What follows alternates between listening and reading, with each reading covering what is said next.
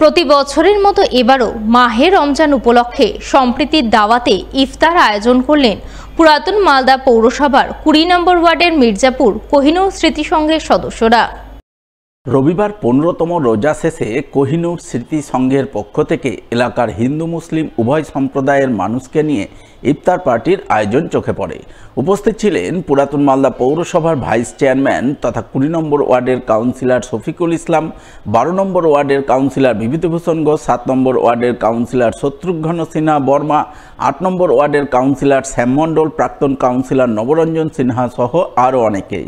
তারা সকলে মিলে মির্জাপুর এলাকার সাধারণ মানুষকে নিয়ে কোহিনুর স্মৃতি সংঘের উদ্যোগে আয়োজিত ইফতার পার্টিতে অংশগ্রহণ করেন, দোয়া প্রার্থনা করে ইফতারি করেন, সম্প্রীতির বার্তা তুলে ধরেন। এই প্রসঙ্গে পুরাতন মালদা পৌরসভার ভাইস চেয়ারম্যান তথা ২০ নম্বর ওয়ার্ডের কাউন্সিলর শফিকুল ইসলাম জানান, প্রতি বছরের মতো এবারও মঙ্গলবারই মির্জাপুর এলাকার কোহিনুর স্মৃতি সংঘের পক্ষ থেকে দাওয়াতে ইফতার পার্টি আয়োজন করা হয়েছে। এখানে কোনো ভেদাভেদ নেই, হিন্দু মুসলিম সকলে মিলে একসঙ্গে ইফতারি করে সম্প্রীতির বার্তা তুলে ধরলেন। আমরা প্রতিবারের নয় এবছরও কোহিনুর সংঘের প্রত্যেকটা সদস্য মিলে যে সম্প্রীতির একটা বার্তা প্রতিবারই আমরা দিই আমাদের ক্লাবের পক্ষ থেকে, যেখানে জাতি ধর্ম নির্বিশেষে আমরা সবাই আজকে ১৫টা রোজা ইফতার আমরা সবাই মিলে একসাথে করলাম। আমরা যেরকম এই ইফতারের সময় রোজার সময় আমরা দাওয়াত করি আমাদের প্রাক্তন চেয়ারম্যান বিভূতিভূষণ ঘোষ মশাইকে, আমরা ঈদের সময় দাওয়াত করি নবরঞ্জন সিনহা বর্মাকে, আমরা ঈদের সময় দাওয়াত করি ঝুলন সিনহাকে, আমরা ঈদের সময় দাওয়াত করি শ্যাম মণ্ডলকে আমাদের কাউন্সিলরকে। ঠিক উল্টোটা পুজোর সময় আমরা তাদের বাড়িতে যাই যে পুজোর সময় তাদের নিমন্ত্রণ খেতে। এটা হচ্ছে আমাদের সম্প্রীতি, এটা হচ্ছে বাংলার সম্প্রীতি। আমাদের কোহিনুর স্মৃতি সংঘের পক্ষ থেকে এবার প্রতি বছর যেভাবে আমরা ইফতার আয়োজন করি এবারও করা হয়েছে প্রায় ১২০০ মানুষ এলাকার। আজকে সবাই মিলে আমরা ইফতার একসাথে করি। রবিবার পবিত্র রমজান মাসের ১৫তম রোজা পালন শেষে ইফতার পার্টি আয়োজন করলেন মালদা শহরের পিরোজপুর আমলিতলা জামে মসজিদ কমিটি। স্থানীয় যুব সম্প্রদায়ের পক্ষ থেকে এদিন রোজা পালন শেষে পিরোজপুর আমলিতলা জামে মসজিদের নিজস্ব প্রাঙ্গণে ইফতার পার্টির আয়োজন করা হয়। প্রায় ১০০০ খানেক পুরুষ ও মহিলা পৃথক পৃথকভাবে ইফতার পার্টিতে অংশ নেন। তারা সকলে মিলে দোয়া প্রার্থনার পর একসঙ্গে ইফতারি করেন।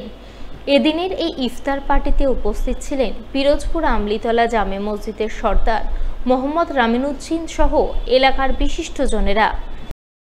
আজকে আমরা ১৫ রোজা আজকে আমরা ইফতার পার্টি করলাম।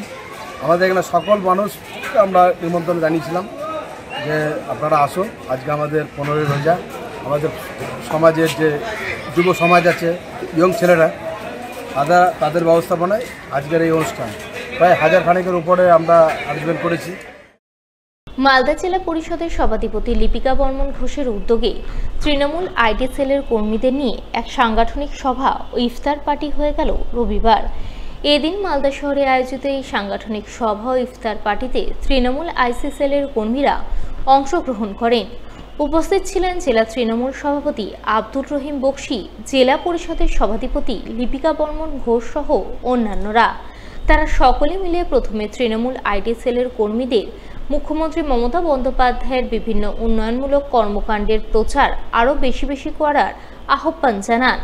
সেই সঙ্গে আগামী ২০২৬ বিধানসভা নির্বাচনে মালদার ১২টি আসনের মধ্যে ১২টিতেই তৃণমূলের জয় সুনিশ্চিত করে এখন থেকেই ময়দানে ঝাঁপিয়ে পড়ার নির্দেশ দেন। আজকে আমাদের মালদা জেলা পরিষদ সভাধিপতি সম্মানীয়া লিপিকা বর্মন ঘোষ মহাশয়ের উদ্যোগে পবিত্র রমজান মাসের সেই ইফতার পার্টির আয়োজন করেছেন।